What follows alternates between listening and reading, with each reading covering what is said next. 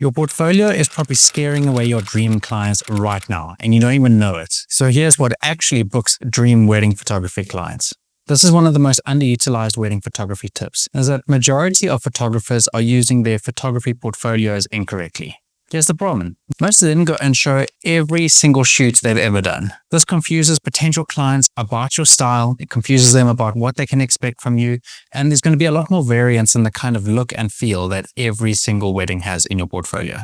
This means that you end up attracting the wrong clients, you attract price shoppers, you attract people that have got a style mismatch, and that's just going to be an absolute nightmare when you deliver the gallery to them. Your portfolio should be a filter, not a showcase. So make sure to only display work that is going to attract your ideal client. Now, if that means that you only display a third of all the weddings that you shoot, because the couples in there align with your ideal clients and the look and feel of these weddings align with the weddings you want to shoot, then that is all good. I would rather we go and display 3 weddings that are completely aligned versus 10 weddings that are completely scattered. But here's the problem. What if you don't have those weddings yet? That's where most photographers get stuck.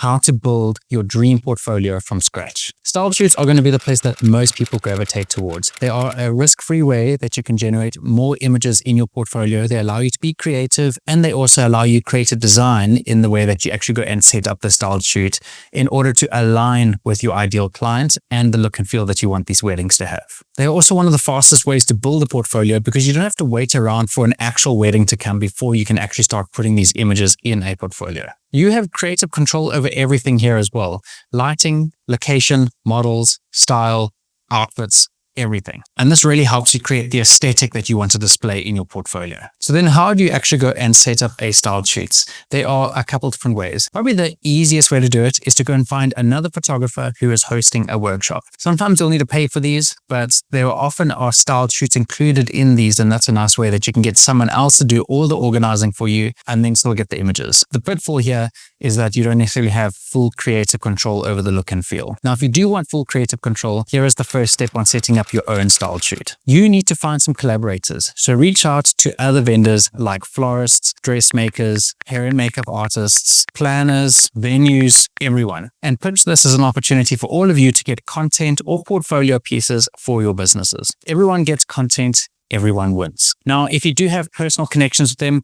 maybe pop them a text message or give them a call. Otherwise, go and connect with them on Instagram. Make sure to go and engage with their content, go and send them a direct message, and then start the conversation from there. Step 2 is when the planning begins. You need to go and choose an aesthetic that aligns with what you want your portfolio to look like. Do you want it to be light and airy? Do you want it to be moody and dramatic? Or do you want it to be like quite an editorial look? This is something that is quite important to actually go and reach out to the other vendors with, because if they're looking for the same vibe, they're going to be even more on board for your style shoot. This then becomes your portfolio anchor, and you can start to put together a mood board that's really going to make the planning process so much easier. Step 3 is to shoot it like it's a real wedding. Now, it's very easy for a style shoot just to go and take the couple photos and say, okay, the job is done.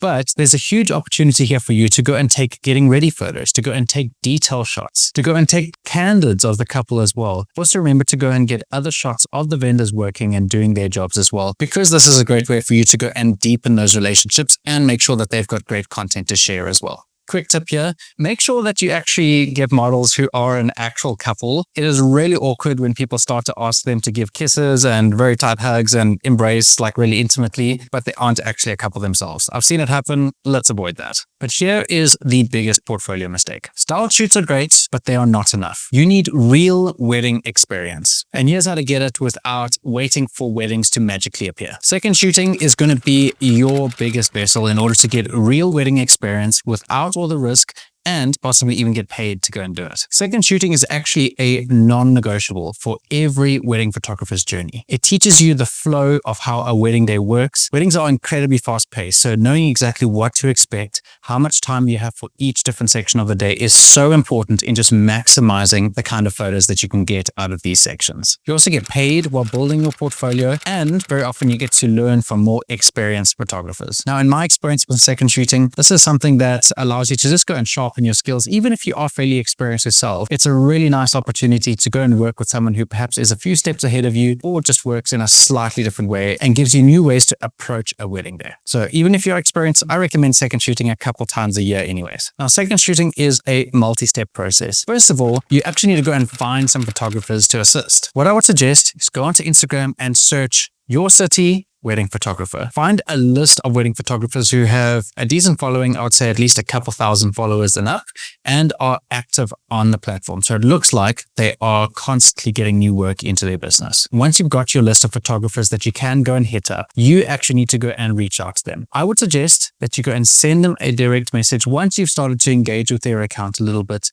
and ask them, do you need someone to assist with you on a wedding day? You can go and send them a link to your portfolio and ask if they need a second or perhaps even a third shooter to assist, and promise to go and create some BTS content for them as well. Photographers love having behind the scenes clips that they can use on their Instagram. Now, photographers don't often take on someone that they do not trust, which is why I suggest offering to third shoot and perhaps even offering to do the very first wedding with them for free. You can say to them right at the beginning, this is just a trial run. You would love the option to work together a little bit more consistently, and you're very happy to do the first one for free or at a reduced rate just to see if we're a good fit to work together in the future. I've personally done this, and while there will be a couple rejections, there will be a couple people who do need some extra assistance and would love to have an extra person on board on the day. Now, what do you actually go and shoot as a second shooter? This all depends on what the lead photographer needs. But most commonly, you are going to be taking detail shots, you're going to be taking photos of the venue and the reception, and you are going to be capturing a different angle to what the lead shooter is getting. There is nothing more frustrating as a lead shooter when your second goes and delivers the exact same photos that you took. Much rather you go and use a different focal length, go stand at a different angle, or get some like really creative shots. But chat to your lead photographer first to see exactly what they need. Now, once you've got the safety shots that the lead photographer has asked for, that is your opportunity to go and take the creative shots that you need in order to bolster your portfolio. Now, here's the important asterisk with second shooting. While you are busy forming the relationship with the new photographer and you are setting your agreement for how the wedding day is going to look, you need to go and ask them, can I please use these images for my portfolio?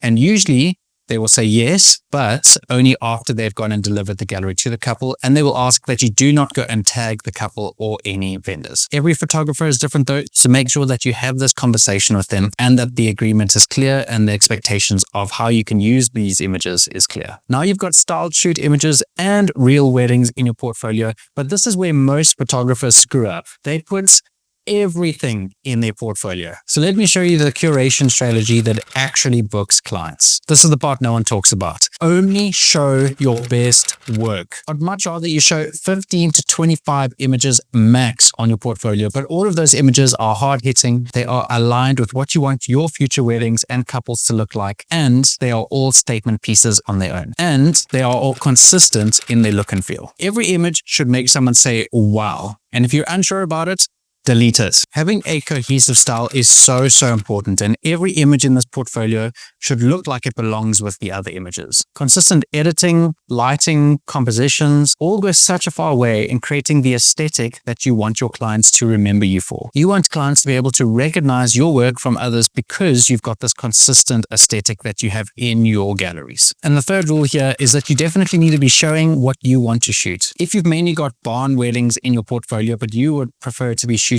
more luxury editorial high-end hotel weddings, you know exactly what you need to put in there. You need to have the hotel weddings in that portfolio. Your portfolio is a magnet and it will attract what you show. This goes for both the clients and the look and feel of the weddings too. Now, the last bit of these strategies is that you need to be consistently updating these portfolio pieces. Every 3 to 6 months, you better be in there changing up the images, making sure that you are doing a full recon to see exactly which images here still align with what you want to shoot and which ones are perhaps a little bit outdated for your style and the kind of weddings that you want to be booking. So remove all the work that no longer represents you and keep adding in new work that aligns with your current style and the current trends that you are searching for. So here's the game plan. Start with a styled shoot to create the aesthetic that you are looking for. Second shoot to get real wedding experience, then curate ruthlessly and only show work that attracts your ideal clients. If you found this helpful, smash that subscribe button because I'm sharing no BS wedding photography tips every single week. Drop a comment below and let me know what your biggest wedding photography struggle is at the moment.